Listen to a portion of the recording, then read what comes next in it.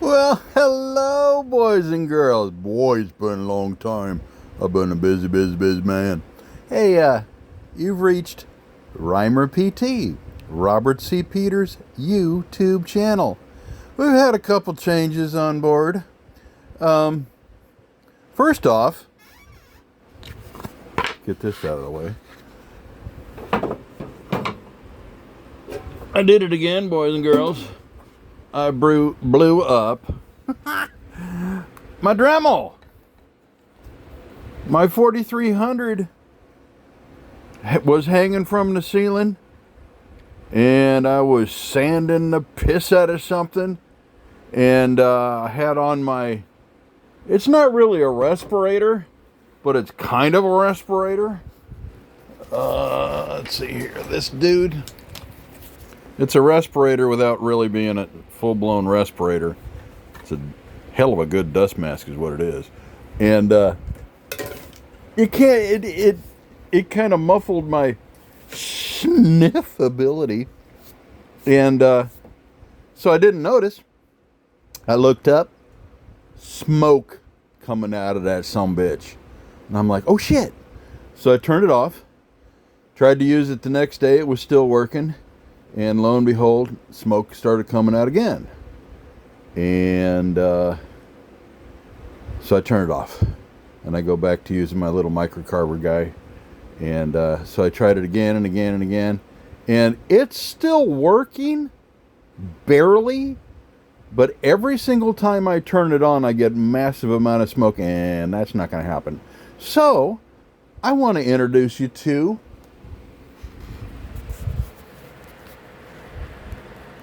Dremel 4000. And you know what? They tell me that, or actually I've heard him say so, Jordy runs a Dremel 4000. And you know what? If Jordy can do it, then so can I. And you know what? That Dremel 4000, after my military discount over at Home Depot, ran me about $77. So beats the shit out of $150 for the 4300, which, yes, is a slightly better machine, but whatever. If I can blow up a 4300, I can certainly blow up a 4000. Let's see how long this one lasts. Also want to comment on this. I know, it's a mess, whatever. Oh, by the way, there's a really dusty hat of the ship that I was on when I was a youngin'. That's right. The USS Midway aircraft carrier CV-41, which is now a museum in San Diego, California. But the reason I turned it on, what happened? Oh, okay. You've seen these tables that you turn the crank and they widen and and you can use the table itself as kind of like a crank, or not a crank, a vise, a little bit of a holding things in place. Dude had one of these at a yard sale, and I saw it as one of those, and the wood that was on top of it was absolutely screwed. And he said, "You want that? You can have it. I need it out of here." I'm like, yeah. So I take it home, sat in the corner for a while, and I got to thinking, damn it, if I replace the boards on top of that, I got me nearly a brand new table that has the function of clampability. And I do work at Home Depot. I work part-time. And we've got a pile of wood that we mark 70% off because it's damaged. And so I keep walking by the damaged wood pile. We call it the cull pile because we cull it out of stock and sell it at a drastically reduced 70% off. And there was a great big old long board, and it was only tweaked at one end. And I thought to myself, damn, I could take that, lop off the tweaked part, and I've got a bitchin' perfectly good piece of wood. So I did, and I got like a $30 piece of wood for $5. or something. I don't know, something like that. It wasn't very much. And then I chopped it into pieces that worked. And though I don't have the ability to use the little crank to make it a vise-like table, it makes a perfect table for me. See how thick that wood is? And then I put my little thing right here so that I can put you guys hanging above me while I carve. And I got a vise on it. And by the way, next to it is my brand new, well, not brand new to me, was given to me by a friend of mine. God, I can't think. Drill press. God, don't get old, man. You can't think worth a shit when you're old. Anyway, the Kindred Spirits wood carver club that I'm part of, the tribe, is having a challenge. The challenge is to turn over a new leaf, and within your turning over a new leaf, carve something that has a leaf in it. And according to Wowie, our most wonderful admin, do something you ain't never done before. Push yourself. Stretch your ability to carve. So, we'll start off this by turning over a new leaf.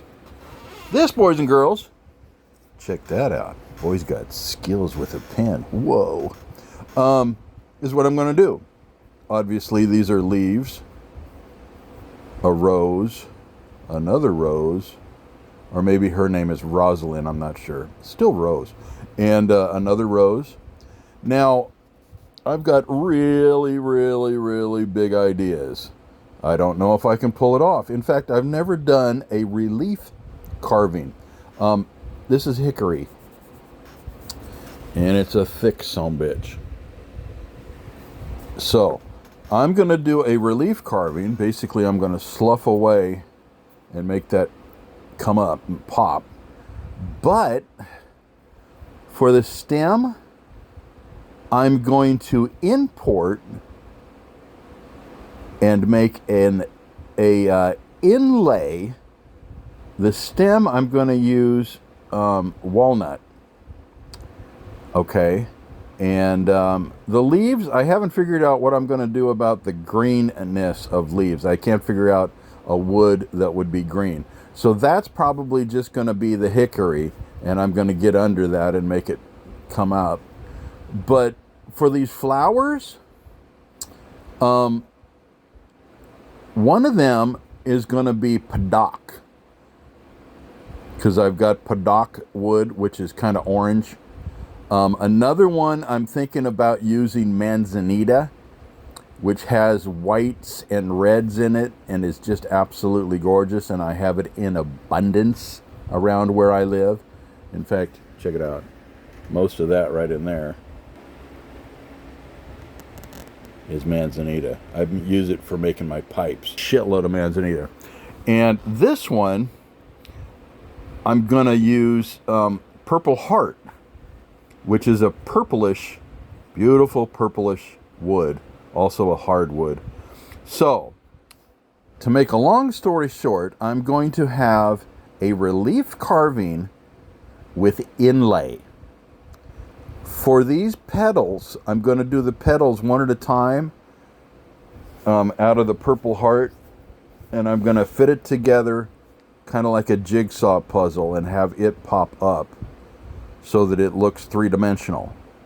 Can I do it? Hell if I know. But you know what? Everything that I've tried to do that's in my head, I've been able to accomplish with my trusty Dremel and my imagination, my sanding tools, my bits. Thank you, Kutzel, for having really good bits, because they last and last and last and last and last and last. Diamond burrs, all that other shit. Yay, team. I'm very proud of myself for the abilities that I've been able to hone, and quite frankly, I think I can pull this off. It's going to take me forever and ever, amen, but if I do it right and do it slow, it's going to look bitchin', dude. So I wanted to give you a preview of where I'm going. Today, I'm going to go around this outside line and set a border. And as soon as I can get that line all set in, then I'm going to do the tedious task of going around and sloughing away so that this comes up. That's a lot of dremeling. That's a lot of kind of boring, tedious carving. So I'm not going to have all that on film. But what I am going to do is go ahead and cut that outline, and then I'll make another video and show you what that looks like. And through a series of several videos, you're going to watch me turn this big ass chunk of hickory, see how thick that mother is, into the turn over a new leaf challenge for Kindred Spirits Wood Carving Tribe online on Facebook. All right, on your mark, get set, go. Thank you for watching. God bless.